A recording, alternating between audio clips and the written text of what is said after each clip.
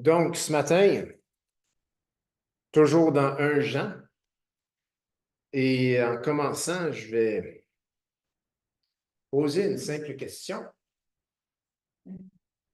Pourquoi est-ce que c'est si important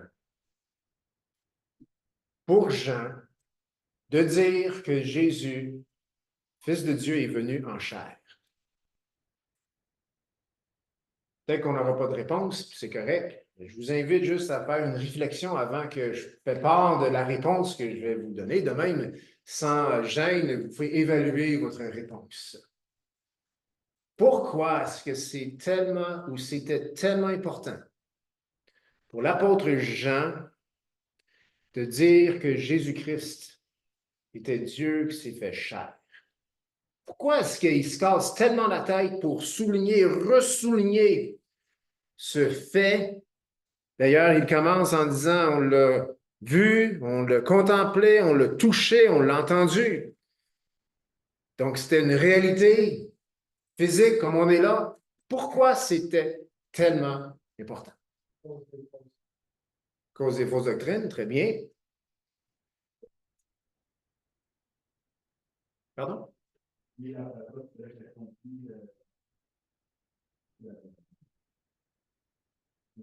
OK, il était la parole, puis il fallait qu'il accomplisse toutes les prophéties. OK, très bien. Je vais vous amener la réponse que j'ai. J'ai pour dire qu'un jour, un Jean va être considéré parmi la littérature de haine. La littérature haineuse. Parce que quand tu dis que Dieu s'est fait chair, trouve-moi-en un autre qui a fait ça. Il n'y en a pas. Toutes les autres religions, il n'y en a aucun que leur Dieu s'est fait chair. À moins que leur Dieu, c'était premièrement un homme. Donc, pas Dieu, carrément. Le fait que Dieu s'est fait chair, ça fait en sorte que la foi chrétienne, elle est unique. Elle est exclusive. Et notre monde n'aime pas l'exclusivité. Amen? Amen. Tous les chemins mènent au ciel. Non. Non. Jésus est le chemin, la vérité et la vie. Une autre raison pour laquelle c'était tellement important, c'est que ça l'emmène l'intervention de Dieu dans, oui, je vais dire, dans le physique, dans les faits. Les religions n'ont pas de faits à l'appui pour baser leurs croyances.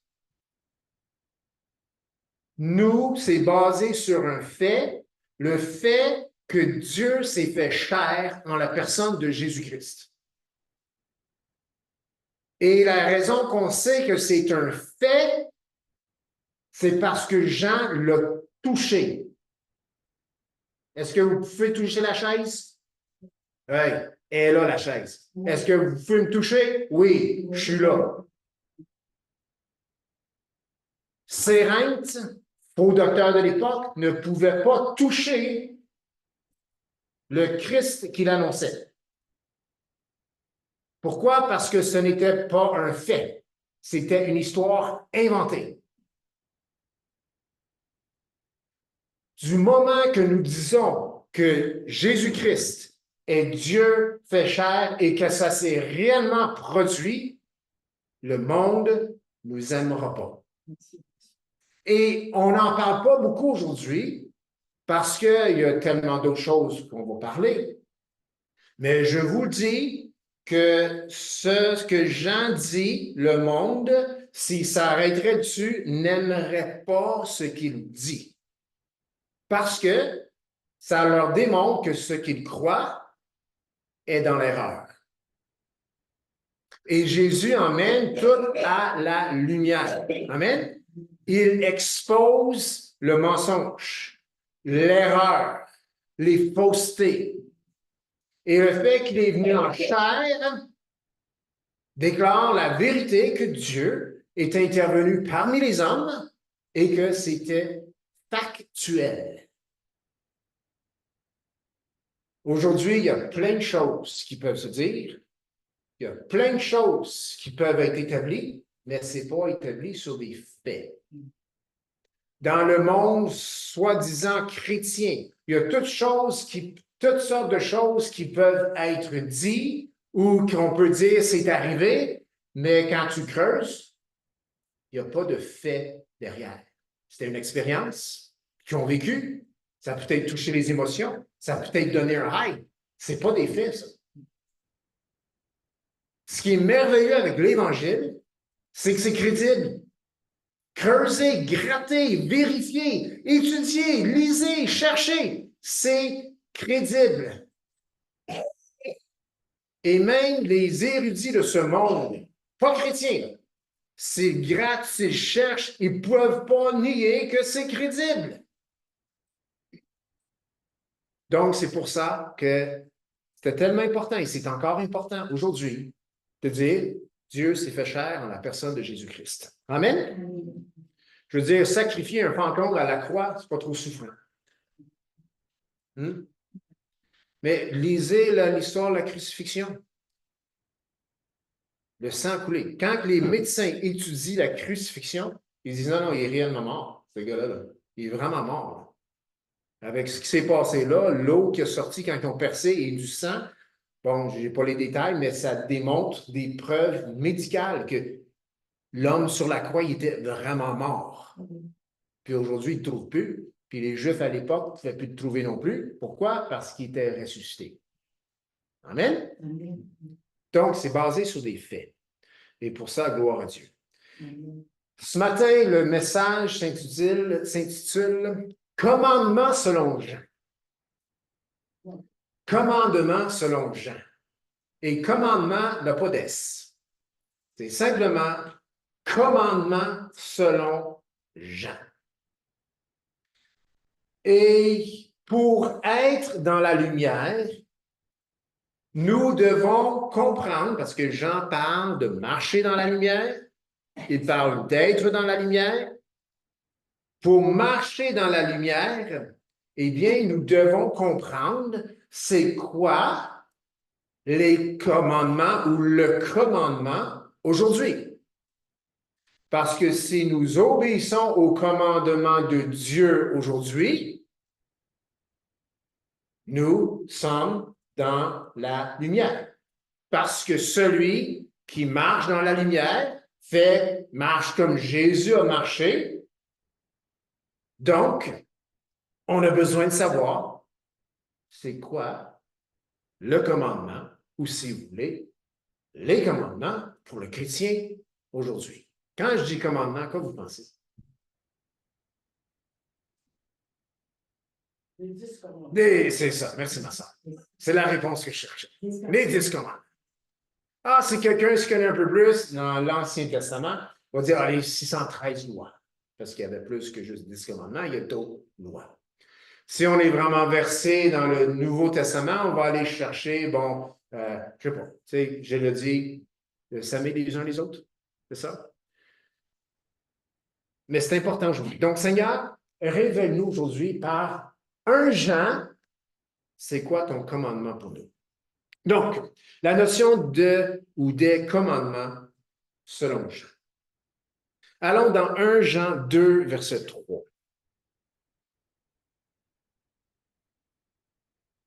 Donc, on sort le mot commandement simple, qui veut dire, dans le grec, commandement. Donc, on n'ira pas plus loin pour le grec pour ça. 1 Jean 2, 3 nous dit, si nous gardons ces commandements, par là, nous savons que nous l'avons connu.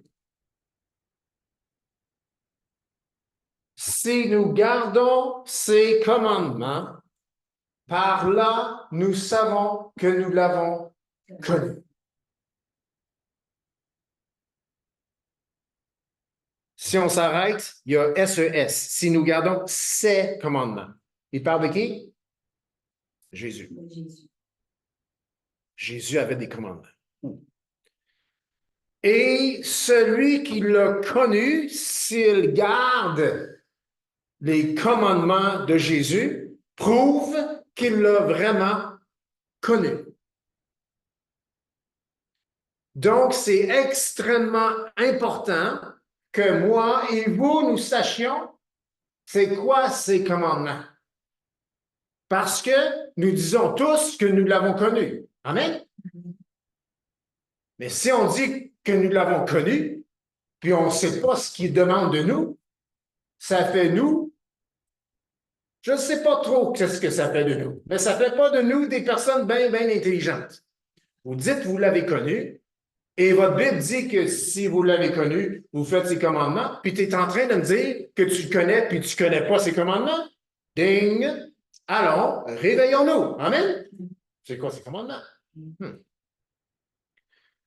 Je veux juste souligner ici, c'est écrit « l'avons connu ». C'est par là que nous savons, c'est par là nous savons que nous l'avons connu, pas que nous le connaissons. Donc, suite à un événement passé, il y a un comportement qui se produit dans le présent, authentifiant, est-ce que je peux dire factualisant, rajoutant des faits à ce qu'on déclare de nos bouches, c'est-à-dire que nous l'avons connu. Verset 4, même chapitre.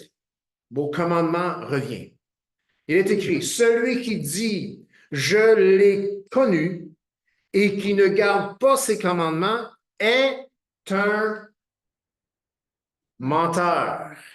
Et la vérité n'est point en lui. Pour être véridique, il faut connaître ses commandements. Pour avoir la vérité ou démontrer que la vérité est en nous, nous devons connaître et accomplir ses commandements. Encore, au verset 4, c'est « je l'ai connu ». Événement du passé, quand nous l'avons reçu dans nos vies. Je l'ai connu. Et celui qui dit « je l'ai connu », qui ne garde pas ses commandements, un menteur. C'est ce que dit Jean. Donc, cet événement, comme dans le verset 3, affecte le comportement du chrétien dans le moment présent. Avancez, prochain chapitre, chapitre 3, verset 24. Encore le mot commandement qui revient au pluriel. Celui qui garde ses commandements demeure en Dieu et Dieu en lui. Et nous connaissons qu'il demeure en nous par l'Esprit qu'il nous a donné. Connaître ses commandements nous amène à demeurer en lui. Et tout comme connaître ses commandements démontre que nous l'avons connu ou mettre en pratique ses commandements démontre que nous l'avons connu, eh bien, lorsque nous demeurons, cela affecte notre comportement, affecte notre vie. Celui qui demeure en lui, comme dit le verset 4, eh bien, garde les commandements encore de Jésus. Donc, connaître implique de demeurer. Tu ne peux pas connaître les commandements de Jésus sans demeurer en lui. Jésus, d'ailleurs, dans Jean 13, 14, 15, 16, 17, son dernier discours envers ses disciples avant d'aller à la croix, parlait beaucoup de demeurer en lui. Il a dit que celui qui garde mes commandements demeure en moi. Donc, nous savons que nous demeurons en Jésus,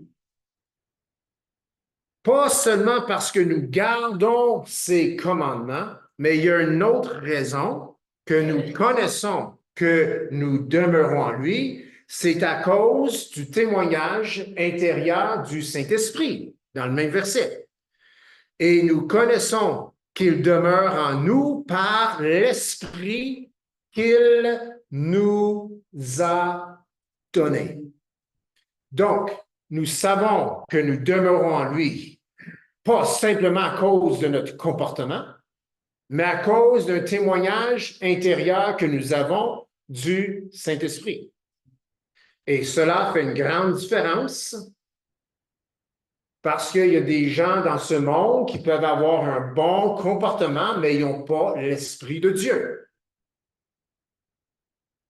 Mais quand on va découvrir les commandements de Jésus, on va voir que même les gens de ce monde, même s'ils font des bonnes choses, n'accomplissent pas ces commandements. Nous connaissons qu'il demeure en nous par l'Esprit qu'il nous a donné. Et cela nous ramène à la notion de communion qu'on voit dans Jean chapitre 1, 7, 6 et ainsi de suite. Le Saint-Esprit, communion, communication, nous branche avec Dieu. Amen? Est-ce que je parle d'une gang de branchés? Amen. Hey, merci pour la réponse. 1 Jean 3, verset 22. Deux versets avant. Quoi que ce soit que nous demandions, nous le recevons de lui. Pourquoi? Parce que nous gardons ses commandements et que nous faisons ce qui lui est agréable. Ça s'en vient de plus en plus important de savoir c'est quoi ses commandements. Parce que si je ne connais pas ses commandements, je vais comprendre du verset 22 que si je suis une bonne personne, il va me donner tout ce que je veux. Parce qu'on présume que ses commandements, c'est que de faire des bonnes choses. Quoi que ce soit que nous demandions, en tout cas, si c'est le cas, on a un fichu de problème parce que nous sommes des bonnes personnes. Amen? Mais on n'a pas tout ce qu'on a demandé. Amen? Non, soyons vrais, soyons transparents. OK.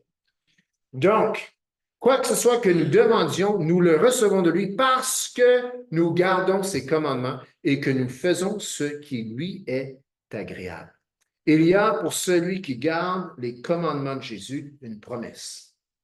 Une promesse très vaste, très large. La promesse, c'est tout ce que tu vas demander, tu vas le recevoir. C'est la parole de Dieu qui dit. Donc, si on évalue selon ce verset, ce passage dans nos vies, si nous n'avons pas de réponse à nos prières, il est possible que notre connaissance de ces commandements est limitée. Laisse à désirer. Parce que c'est clair, si je connais ses commandements et que je fais ce qui lui plaît, je présume c'est d'accomplir ses commandements, je vais avoir la réponse à ma prière. Chapitre 5. Oh, avant ça, versets 14 et 15 dans le chapitre 5.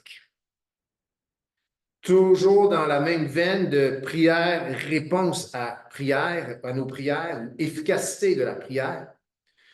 1 Jean 5, 14. Nous avons auprès de lui, de Jésus, cette assurance que si nous demandons quelque chose selon sa volonté, il nous écoute. Et si nous savons qu'il nous écoute, quelque chose que nous demandions, nous savons que nous possédons la chose que nous lui avons demandée. Donc, c'est très clair. Il va toujours nous donner ce que nous demandons selon sa volonté. Si ce qu'on lui demande, c'est sa volonté, il va nous l'accorder. Amen? C'est ce qui est marqué. Et parce que cette personne connaît sa volonté, il sait aussi que Dieu l'entend, que Dieu l'écoute. Et parce qu'il sait que Dieu l'écoute, il a aussi cette assurance que Dieu va répondre. parce que c'est sa volonté. Sa volonté.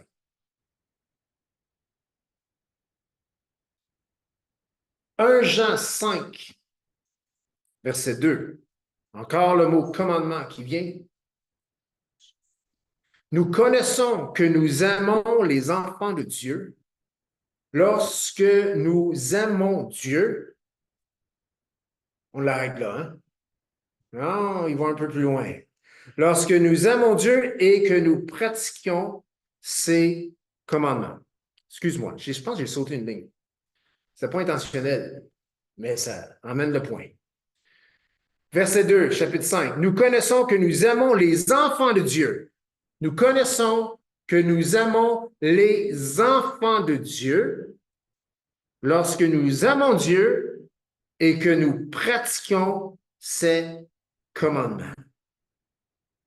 Pratiquer ses commandements, c'est une preuve que nous aimons Dieu, et pratiquer ses commandements, eh bien, nous donne la connaissance que nous aimons les frères et les sœurs. Aimer Dieu et pratiquer ses commandements fait en sorte que nous savons que nous aimons les enfants de Dieu. Je répète, ça va se clarifier. Aimer Dieu et pratiquer ses commandements fait en sorte que nous savons que nous aimons les enfants de Dieu. Certains d'entre nous, c'est facile d'aimer les enfants de Dieu. Mais la raison qu'on les aime, c'est pas à cause de ce que Jean vient de dire. C'est-à-dire que nous aimons les enfants de Dieu parce que nous connaissons les commandements et que nous pratiquons ces commandements.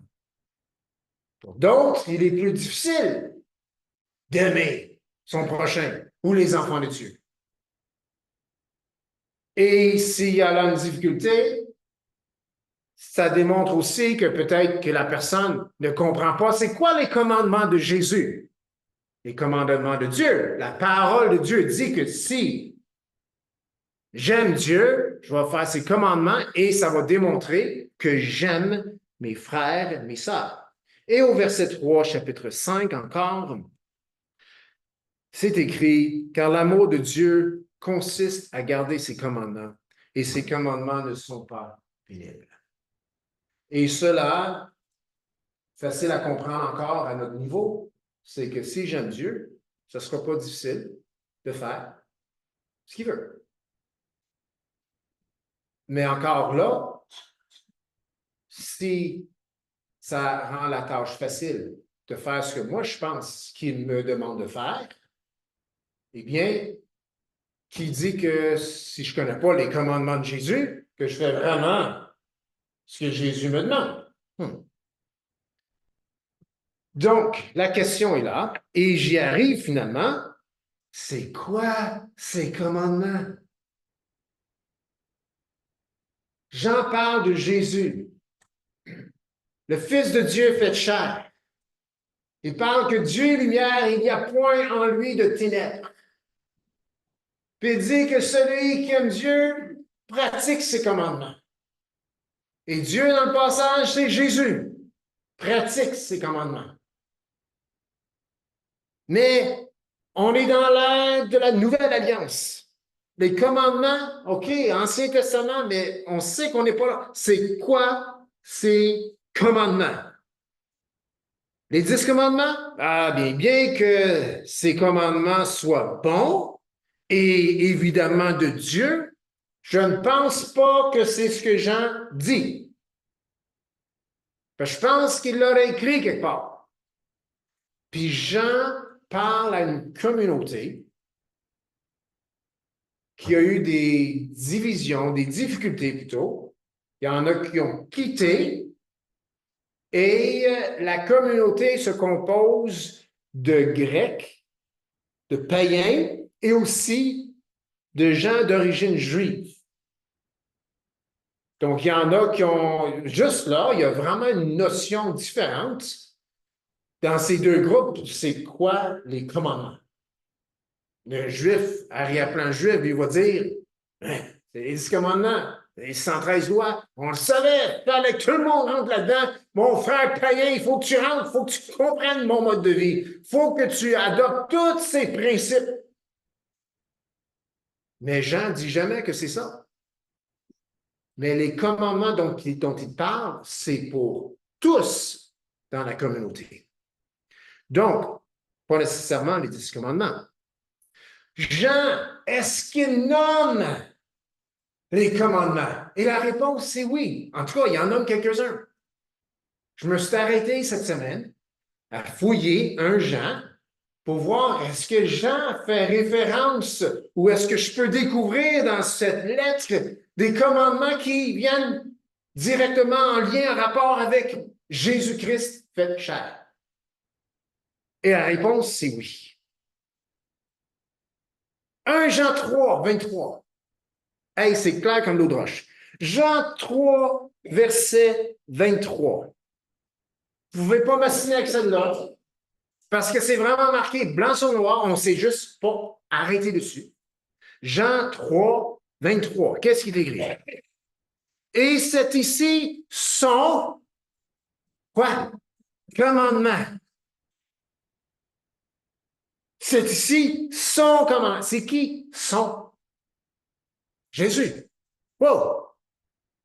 Jean, qui a vu, entendu, contemplé, touché Jésus, Dieu fait chair, dit aussi, voici son commandement. Et on a intérêt d'écouter. Parce que du moment que je connais son commandement, je peux, de manière très pratique, avoir l'assurance que si je l'accomplis, que je marche dans la lumière. C'est quoi son commandement? Que nous croyons au nom de son Fils Jésus-Christ. Ah, donc son, c'est Dieu, le Père. Précision. C'est ici son commandement dans l'ère ou suite à l'incarnation. C'est ici son commandement que nous croyons au nom de son Fils Jésus-Christ et que nous aimions les uns les autres selon le commandement qu'il nous a donné. Wow! Jésus, quand il a marché sur terre, a proclamé un commandement.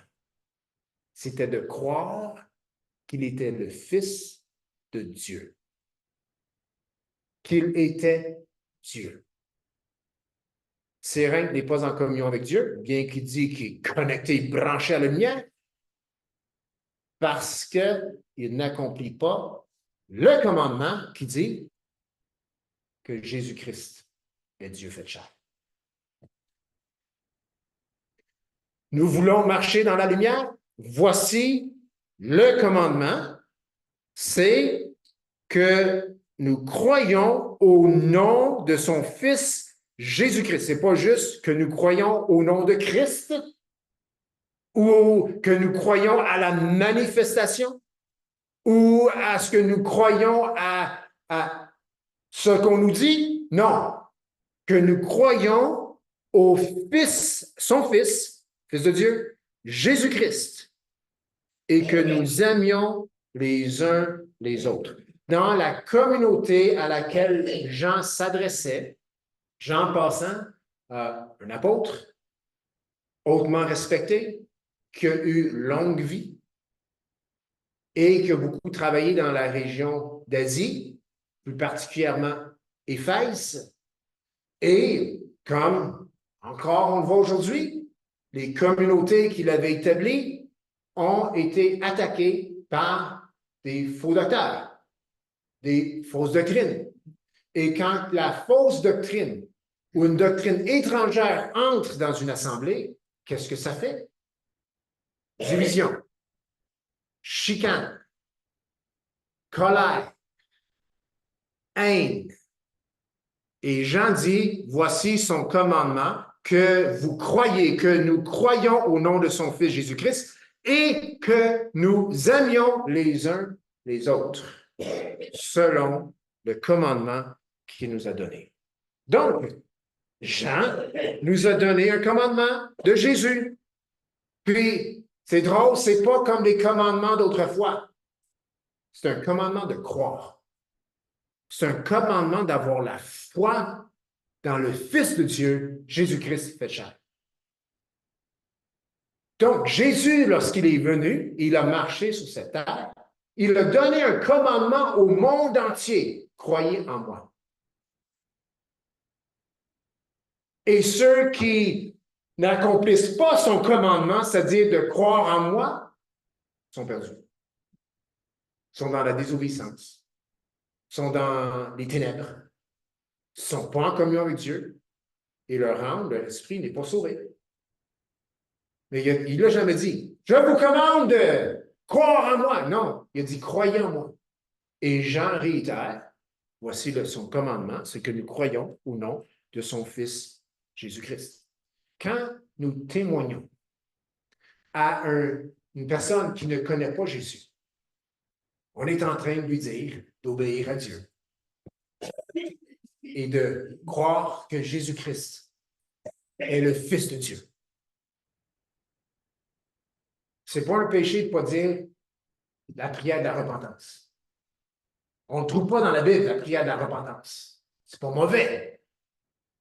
Mais ce que le commandement dit, c'est que la personne croit au nom du Fils de Dieu, Jésus-Christ. Yes, OK.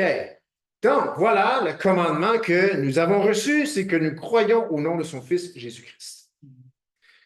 1 Jean 4, verset 21. Il faut connaître son commandement pour être dans la lumière.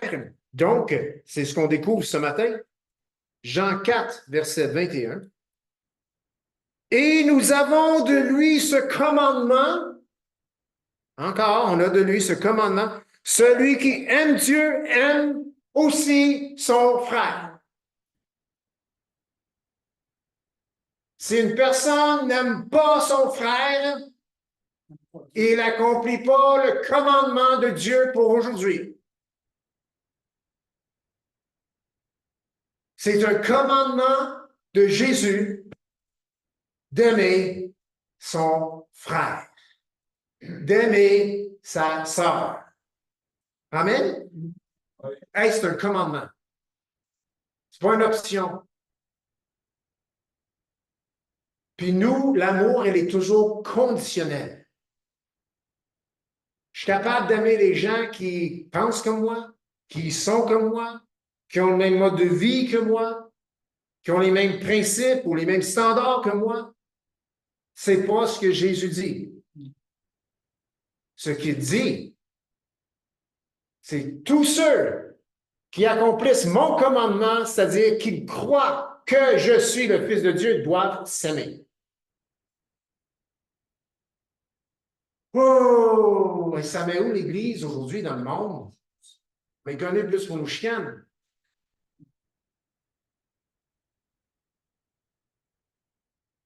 Donc, c'est un commandement intéressant, je trouve, dans 4.21, parce que ce n'est pas la forme tu feras, tu aimeras. C'est pas ça. On est habitué à ça parce qu'on l'a entendu dans l'Ancien Testament. Tu ne tueras point. Tu ne commettras point d'adultère. Tu ne prendras pas le nom de Dieu en vain. C'est toujours tu ne feras pas ou tu feras. Il n'y a pas de ça ici. Ce n'est pas la forme tu feras. C'est pour ça que ça nous échappe des yeux. Parce que pour nous, un commandement, c'est Dieu m'ordonne de faire quelque chose. C'est vrai, mais c'est peut-être pas écrit comme ça. Tu feras. Dans 1 Jean 4, 21, c'est écrit, nous avons de lui ce commandement que celui qui aime Dieu, aime aussi son frère. On ne peut pas enlever que celui qui aime Dieu. On ne peut pas dire que son commandement, on ne peut pas dire dans le verset 21, et nous avons de lui ce commandement, aime aussi ton frère. C'est pas ça qui est marqué. C'est pas ça qui est marqué. C'est marqué que celui qui aime Dieu, c'est même pas marqué doit aimer son frère. Non, non. Celui qui aime Dieu aime aussi son frère. C'est ce qui est écrit. Et c'est même écrit que c'est un commandement. Un commandement intéressant, c'est pas précédé par tu feras, c'est précédé par le fait que quelqu'un a dit Jésus est le Christ. Parce que quand tu reçois le Fils dans ta vie, tu es en train de démontrer un amour envers celui qui l'a envoyé. Amen? Et cet amour, écoute, c'est la meilleure chose que tu peux faire. Ça fait tellement plaisir à Dieu. Est-ce qu'on peut même dire Dieu s'est senti aimé par nous parce qu'on a reçu son Fils? Mais quand tu reçois le Fils de quelqu'un, est-ce que c'est une démonstration que tu reçois les parents? En quelque sorte, oui. Tu as reçu Christ. Tu as donc reçu celui qui l'a envoyé. Jésus l'a dit, celui qui me reçoit celui qui m'a envoyé. Et celui qui le reçoit, celui qui aime Dieu, aime aussi son frère. Reçoit aussi son frère. Wow! Ce commandement s'accomplit pas parce que nous faisons quelque chose, mais parce que nous avons vécu quelque chose. L'amour de Dieu, l'intervention de Dieu, l'insertion de Dieu dans l'histoire humaine. Et nous avons reconnu qui était cette personne, Jésus-Christ, réellement. Jean nous le dit, nous y avons cru. Et parce que nous avons vécu son entrée dans nos vies, eh bien, il y a quelque chose qui se passe. Nous avons vécu l'amour de Dieu. Et pourquoi celui qui aime Dieu aime aussi son frère? C'est parce que les deux sont engendrés de lui, de Dieu. Amen? 5.1, 1 Jean 5.1. Quiconque croit que Jésus est le Christ est né de Dieu. Good. C'est un fait. Et quiconque aime celui qui l'a engendré, aime aussi celui qui est né de lui. En passant, engendré puis né, c'est le même mot dans le grec. Pour moi, les traducteurs, ça ne leur tentait pas de faire de la répétition. Parce que dans le fond, c'est quiconque aime celui qui l'a engendré, aime aussi celui qui est engendré de lui. Celui qui l'a engendré, donc si je le mets en Peter, en moi-même, là, OK? Celui qui a engendré Peter, donc quiconque aime, je m'arrête, je vais plus lentement. Des fois, le français, il est dur à saisir, mais il faut juste aller plus lentement. En tout cas, pour moi. Quiconque aime celui qui l'a engendré. Donc, dans le fond, quiconque aime Dieu. Mais ce n'est pas aime Dieu, c'est aime celui qui l'a engendré. Dieu nous a engendrés parce que nous avons obéi à son commandement de croire que Jésus-Christ est le Fils de Dieu. Donc, quiconque aime celui qui l'a engendré, quiconque aime Dieu, qui leur a fait naître de nouveau, c'est nous ça, aime aussi celui qui est né de lui. Donc, si toi, tu es engendré de Dieu, puis moi, je suis engendré de Dieu, on s'aime. Amen? Je t'aime, mon frère.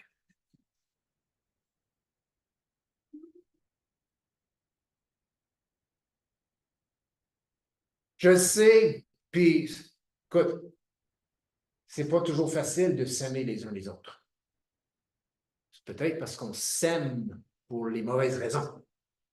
J'en donne une raison ici. Premièrement, d'abord et avant tout, de s'aimer, c'est parce que c'est la même personne qui nous a engendrés. Puis, aucun d'entre nous peut remettre en question ou questionner si quelqu'un est vraiment engendré de Dieu. La façon qu'on peut le faire, c'est que confesses-tu? Je confesse que Jésus-Christ est venu en chair. C'est mon Seigneur, mon Sauveur. OK, il est engendré. OK. Puis en passant, il vient d'accomplir son commandement. Wow! Et moi, j'ai confessé la même chose. Donc, moi aussi, je suis engendré. de Dieu. Et j'aime celui qui m'a engendré, et j'aime aussi celui qui l'a engendré. C'est la même personne en passant. On aime papa. Amen? On aime papa. C'est l'épreuve, c'est-à-dire de l'amour véritable, s'exerce toujours dans le noyau familial. Et l'épreuve de la vie communautaire ou ecclésiale ou d'église se démontre dans le rassemblement. C'est pas facile. Amen? Qui ici peut dire, c'est tellement facile d'aimer mon petit frère? Non, non, on a plutôt des mots comme P-E-S-T, hein? On ne le dira pas. P-E-S-T-E plutôt. Ou il est T-A-N-A-N-T. Ou il me tombe sur les N-E-R-F-S. Pas le nerf, mais les nerfs. Mais ça ne veut pas dire qu'on ne l'aime pas. Hein? Il y a les mêmes parents que moi. Donc, si nous vivons des difficultés parmi nous, ça ne veut pas nécessairement dire qu'on ne s'aime pas. Vous savez, c'est quoi la preuve, je trouve, la plus grande preuve de notre amour les uns envers les autres? C'est d'être là, dimanche après dimanche. Moi, je trouve que c'est une grande preuve d'amour. Amen? C'est une grande preuve d'amour. Tellement facile d'aimer les gens absents. Ah oui. Pas besoin, notre amour pour eux n'est pas mis au test. Mais je vous aime. Puis j'espère que vous m'aimez. Puis si vous ne m'aimez pas, il donne ce commandement. Vous devez m'aimer. Amen? Et la raison que vous m'aimez, c'est parce que moi et toi, nous sommes engendrés du même Père. Wow! OK. 1 Jean chapitre 2, verset 7. Là, Jean, il commence à le brouiller les cartes. Il parle d'un vieux commandement puis un nouveau. Puis là, il dit c'est le même. Puis là, vous savez quoi cette histoire-là? On va gratter un petit peu. Il me reste 2 minutes et 12 quand même. 1 Jean 2, 7 nous dit, bien-aimés, ce n'est pas un commandement nouveau que je vous écris. Ah bon. Donc, ça veut dire que le commandement que tu nous écris, ce que Jésus a commandé, c'est vieux. Hein? Puis là, il s'en va dire, mais un commandement ancien que vous avez reçu dès le commencement. Ce commandement ancien, c'est la parole que vous avez entendue. Ah, donc la parole que Jean leur a dit, c'est une ancienne parole. Là, verset 8, toutefois, même petite précision, le vieux commandement, c'est un nouveau commandement. Qu'est-ce qu'il veut bien dire? Toutefois, c'est un commandement nouveau que je vous écris. Ce qui est vrai en lui et en vous, car les ténèbres se dissipent et la lumière véritable paraît déjà.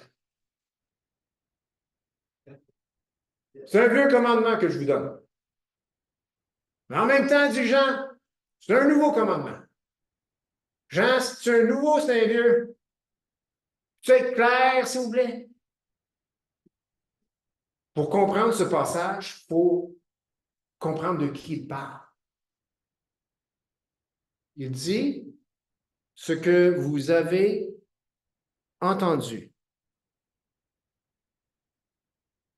Ce commandement ancien, au verset 7b, ce commandement ancien, c'est la parole que vous avez entendue. Qu'est-ce qu'ils ont entendu? Ils ont entendu Jean dire que Jésus est le Christ, Dieu fait chair. C'est ce qu'ils ont entendu. C'est la taille, c'est la ligne de base, c'est la phrase de Jean. Jésus-Christ est Dieu fait chair, le Fils de Dieu fait chair, victime expiatoire pour nos péchés. Ce commandement, vous l'avez eu dès le commencement. Ce commandement ancien, vous l'avez eu dès le commencement. Regardez comment il commence sa lettre. Ce qui était dès le commencement. Donc, il est en train de dire, le commencement, qui était là? Le Fils de Dieu. Lors même de la création, La parole, elle était là. Jean parle au verset, allez dans vos Bibles, ça ne sera pas à l'écran. Il dit au verset 1, concernant la parole de vie. La parole était présente dans Genèse chapitre 1. Donc, c'est un commandement ancien. Mais c'est également un commandement nouveau parce que cette même parole s'est faite chair.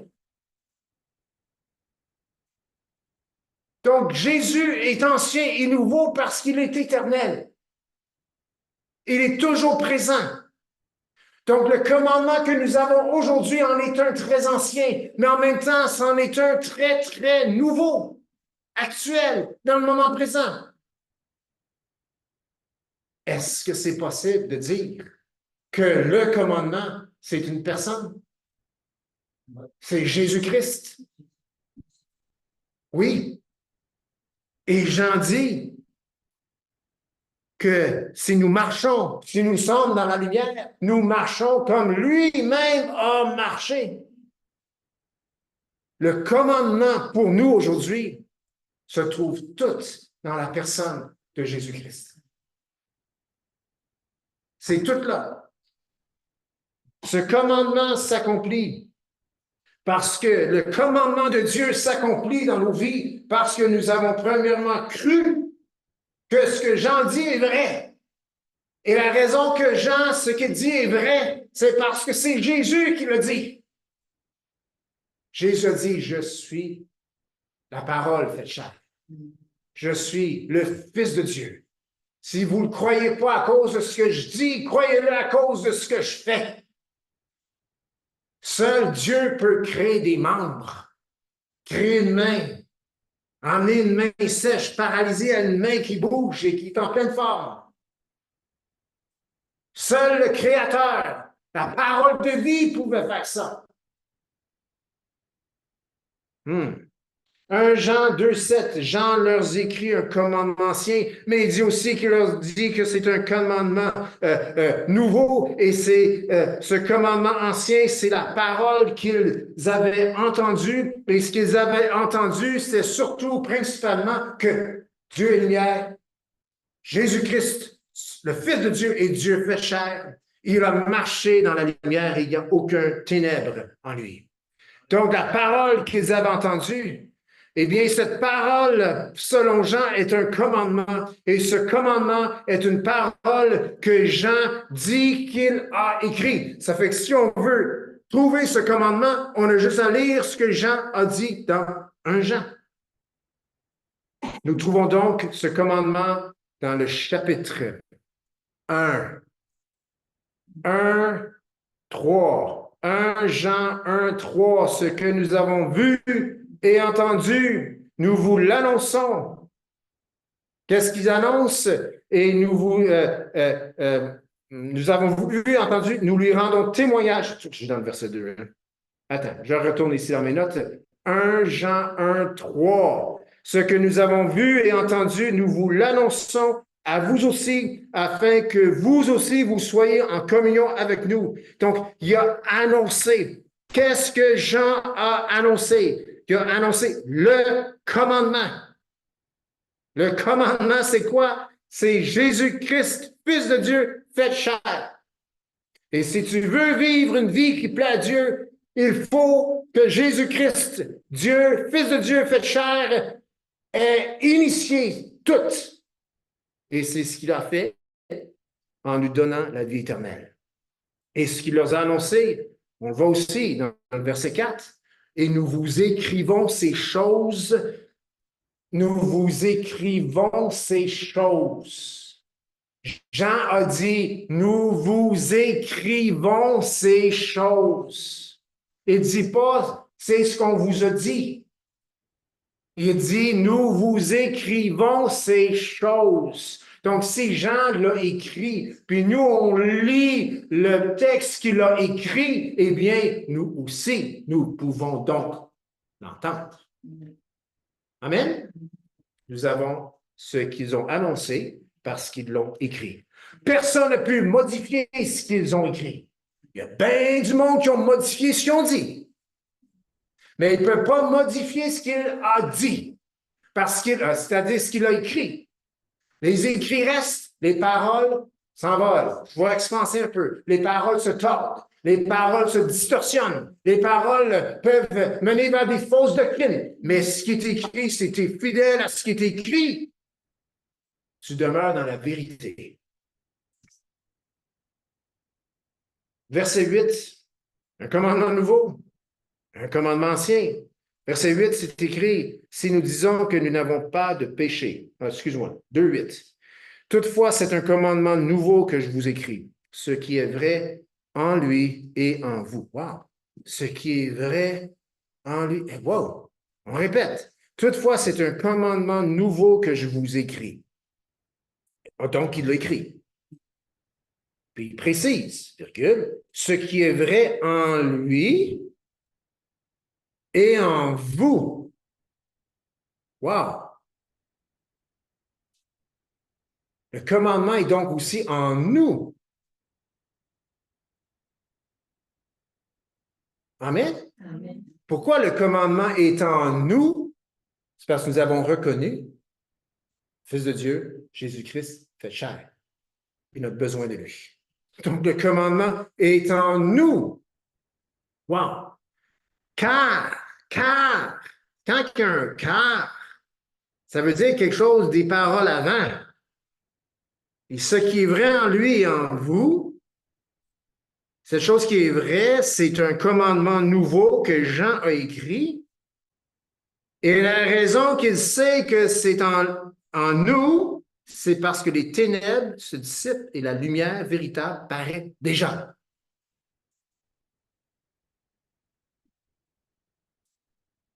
La lumière s'est levée dans nos vies. Amen. Et c'est arrivé le jour que nous avons confessé Jésus-Christ, Dieu fait chair comme Seigneur et Sauveur. Amen. Et j'en dis, les ténèbres se dissipent déjà. La lumière, verset, c'est ça.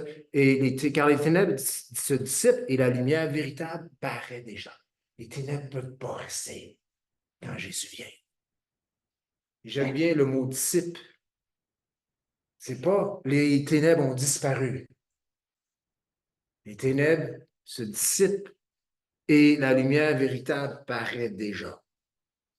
Ça nous fait juste savoir qu'il y a toujours ce combat dans notre vie d'accomplir ce commandement. On dirait qu'il y a encore des ténèbres dans nos vies. Hein? Mais colère, haine, chicane, je ne sais pas, hein? Différence d'opinion. C'est comme, on ne se sent pas aussi ensemble, et ainsi de suite. C'est comme, les ténèbres se dissipent. Amen. Et la lumière véritable la lumière véritable paraît déjà. Et cette lumière, c'est une personne et c'est Christ, Jésus-Christ. Amen. Jésus-Christ est lumière. Dieu est lumière et sa lumière, ou la lumière est en nous parce que Dieu, Jésus-Christ est en nous. C'est vrai qu'il est lumière et la lumière est en nous. Quand la lumière paraît, les ténèbres se dissipent. Le commandement nouveau est donc, en quelque sorte, de faire dissiper les ténèbres.